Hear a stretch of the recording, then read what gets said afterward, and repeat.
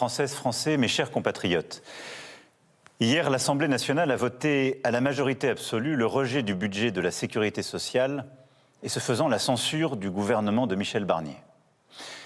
Aujourd'hui, le Premier ministre m'a remis sa démission et celle de son gouvernement et j'en ai pris acte. Je veux ici remercier Michel Barnier pour le travail qu'il a accompli pour notre pays, pour son dévouement et pour sa pugnacité. Lui, comme ses ministres, se sont montrés à la hauteur du moment quand tant d'autres ne l'ont pas été. Le 9 juin dernier, je me suis adressé à vous pour annoncer la dissolution de l'Assemblée nationale. Cette décision était à mes yeux en effet inéluctable. D'abord, car le vote aux élections européennes avait donné une large avance au Rassemblement national et placé les extrêmes en tête. Ensuite, car de nombreux responsables politiques annonçaient déjà la censure pour cet automne. Cependant, je dois bien le reconnaître, cette décision n'a pas été comprise.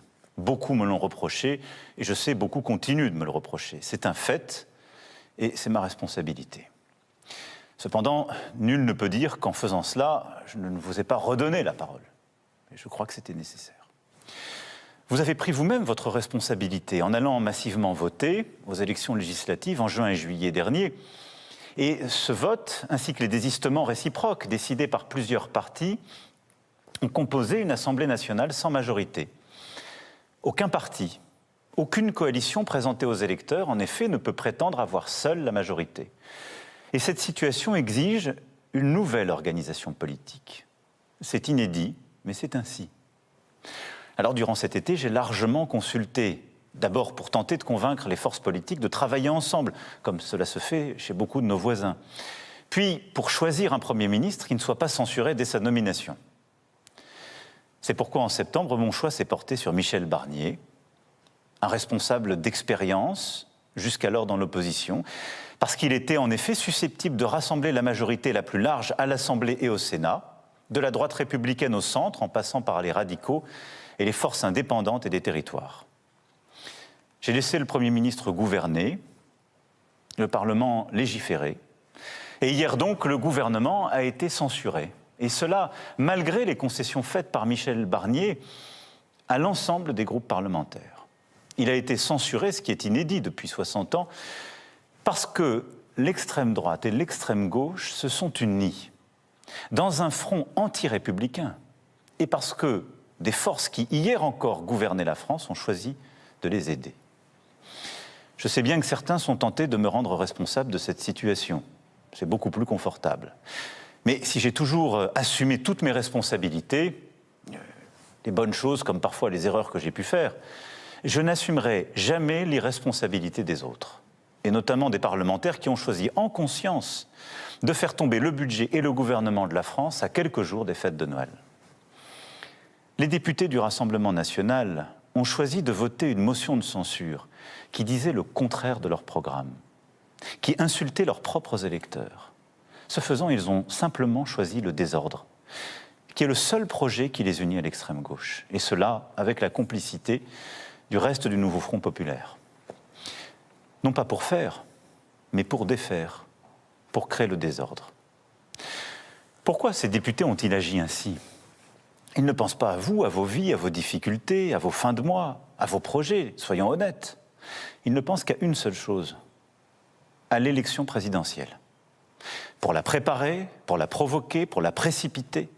Et cela avec le cynisme, si c'est nécessaire, et un certain sens du chaos. Mais ce faisant, d'abord, il se garde bien de vous rappeler la réalité de notre Constitution. Quoi qu'il advienne, il ne peut pas y avoir de nouvelles élections législatives avant 10 mois. Et dans ces conditions, l'Assemblée a le devoir de faire ce pourquoi vous l'avez élu, travailler ensemble au service de la France et des Français. Ensuite, personne ne peut en fait se permettre d'attendre pour agir, pour être utile. Le monde, l'Europe avance et nous avons besoin d'un gouvernement qui puisse décider, trancher. Et enfin, le mandat que vous m'avez démocratiquement confié est un mandat de 5 ans. Et je l'exercerai pleinement jusqu'à son terme. Ma responsabilité exige de veiller à la continuité de l'État, au bon fonctionnement de nos institutions, à l'indépendance de notre pays et à votre protection à tous. Je le fais depuis le début, à vos côtés, à travers les crises sociales, l'épidémie de Covid-19, le retour de la guerre, l'inflation et tant d'épreuves que nous avons partagées. À partir d'aujourd'hui, c'est une époque nouvelle qui doit commencer, où tous devront agir pour la France et où il faudra bâtir des compromis nouveaux. Parce que la planète avance, parce que les défis sont nombreux et parce que nous devons être ambitieux pour la France. Nous ne pouvons nous permettre ni les divisions, ni l'immobilisme. C'est pourquoi je nommerai dans les prochains jours un Premier ministre. Je le chargerai de former un gouvernement d'intérêt général, représentant toutes les forces politiques d'un arc de gouvernement qui puisse y participer ou à tout le moins qui s'engage à ne pas le censurer. Le Premier ministre aura à mener ses consultations et former un gouvernement resserré à votre service. Sa priorité sera le budget. Une loi spéciale sera déposée avant la mi-décembre au Parlement et cette loi temporaire permettra, comme c'est prévu d'ailleurs par notre Constitution, la continuité des services publics et de la vie du pays. Elle appliquera pour 2025 les choix de 2024. Et je compte bien qu'une majorité puisse se dégager pour l'adopter au Parlement. Les services publics fonctionneront, les entreprises pourront travailler, nos obligations seront tenues. Nos maires pourront évidemment, là aussi, continuer de fonctionner. Je les remercie encore de leur dévouement pour la nation. Puis, en début d'année, ce gouvernement préparera un nouveau budget. C'est nécessaire pour en effet protéger les Français des hausses d'impôts mécaniques liées à l'inflation, parce que je refuse que les Français paient la facture de cette censure. Et c'est aussi nécessaire d'avoir ce budget en tout début d'année prochaine pour permettre au pays d'investir, comme cela a été prévu, pour nos armées, notre justice, nos forces de l'ordre, mais aussi aider nos agriculteurs en difficulté qui attendaient le budget, ou venir en soutien à la Nouvelle-Calédonie.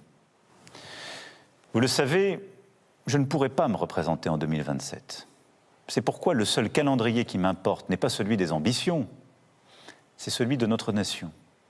Au fond, celui qui compte pour vous, pour nous.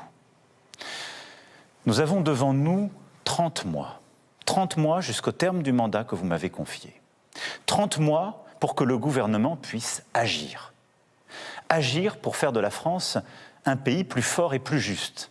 Innover, produire, investir dans les transitions technologiques et environnementales, instruire nos enfants et nos jeunes, prévenir et soigner, protéger. Au moment où les guerres en Europe et au Moyen-Orient nous déstabilisent, continuer de préparer nos armées, mais aussi toute la société, et agir pour la paix. Avoir une France plus forte dans une Europe plus forte, plus indépendante, et prête peut-être à de nouveaux conflits, et à résister à toutes les pressions. Oui, les 30 mois que nous avons devant nous doivent être 30 mois d'action utile pour le pays. Et pour cela, le gouvernement devra partir du réel, et non pas des fantasmes ou des contre-vérités. Je ne crois pas pour ma part que l'avenir de la France puisse se faire avec plus d'impôts, plus de normes, ou avec quelques laxismes face au narcotrafic, ou dans la multiplication des divisions, ou dans l'abandon de notre ambition climatique.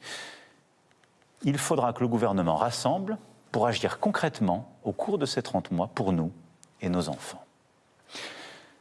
Regardez, samedi, devant le monde entier, nous allons célébrer la réouverture au public de Notre-Dame de Paris.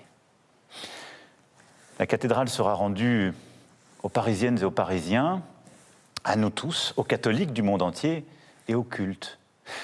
Et ce chantier qu'on croyait impossible, rappelez-vous, nous tous, ce soir d'avril 2019, eh bien, nous l'avons fait. Comme nous avons aussi réussi nos Jeux olympiques et paralympiques. Nous l'avons fait parce qu'il y a eu un cap clair, une volonté, et parce que chaque femme et chaque homme a travaillé dur. Responsables publics, fonctionnaires, salariés, compagnons, bénévoles, chacun a eu un rôle essentiel pour une cause plus grande que nous tous. C'est la preuve que nous savons faire de grandes choses, que nous savons faire l'impossible. Et d'ailleurs, le monde entier, à 2 reprises cette année, nous admire pour cela. Eh bien, c'est la même chose qu'il nous faut faire pour la nation. Avoir un cap clair pour ces 30 mois.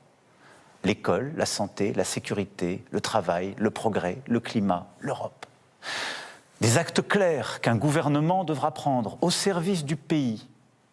Un Parlement qui saura trouver les compromis. Un sens des responsabilités et du respect.